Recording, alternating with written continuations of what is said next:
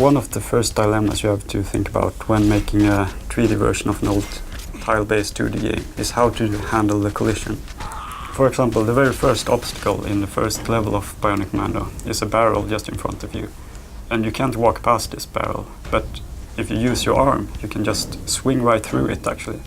And doing this kind of things in a realistic 3D physics engine is quite messy because the player would just collide with it and he would bounce off and everything would be quite random. We ended up using basically the same kind of technology they used in the good old days. The swing mechanic is almost 100% based on the original, so it's totally physically incorrect.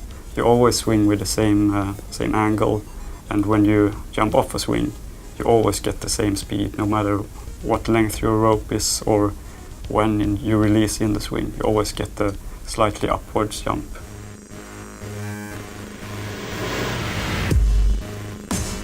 Everybody gets really excited when you talk about weapons or working on weapons for a game.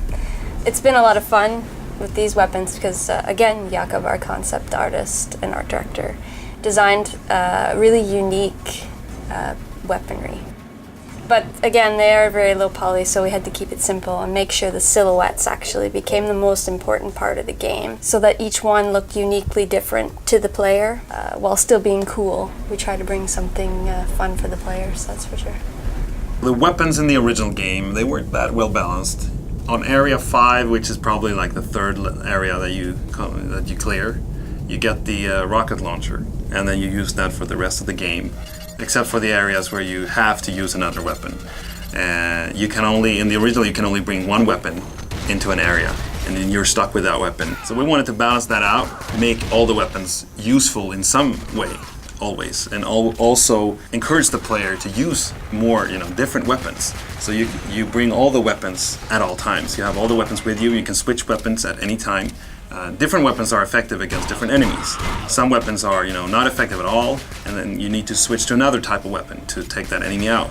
So there's a tactical aspect to the game that we've added that wasn't in the original game. One thing with the original that was interesting was the dialogue with the bosses. When you enter a boss room, you see this small communication between the boss and Spencer, although he never replies. The boss says something, it's a monologue where the boss says something humiliating. That's something that we felt being really had a lot of potential that we wanted to develop into a more element that could, bring some more attitude and kind of highlight who Spencer is. And then our producer from within Capcom, Ben Judd, came with the idea that we could have some artists from within Capcom do the comic panels.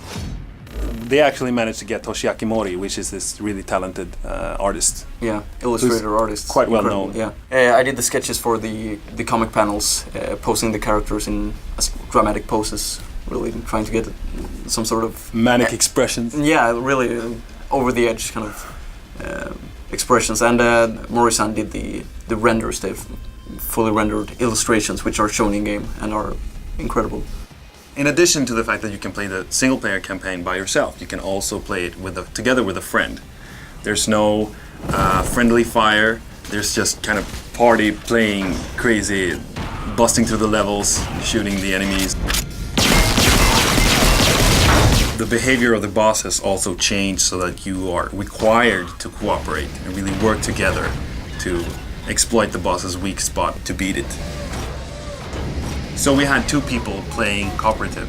Why not add 2 more and give the players the ability to play 4 people against each other, swinging around in an enclosed arena, battling it out in deathmatch with their bionic arms and weapons.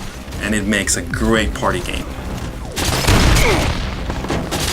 It's a typical Bionic Commando moment when you fall down towards a pit and you throw your arm out in the last split second and catch yourself. You feel like an action hero in a movie. And we built a multiplayer mode on top of, that entire aspect of the game. Don't touch the floor is what it's called. The only thing that kills people is the bottom. You won't kill your opponents with your weapon, but you can push them around and try to make them fall over the edges of the platforms. Our love for the original game is something that we really adore the original, and to be able to work on the remake for this great game is really good. It feels like a great honor. Yeah, we had a blast making the game, and I think that really shows in Bionic Commando Rearmed. And what I feel is the most fun is that we get the chance to reintroduce the game to mankind. No, to the people that didn't play the original game and maybe, wasn't even born when the original came out. So That feels good. that feels good.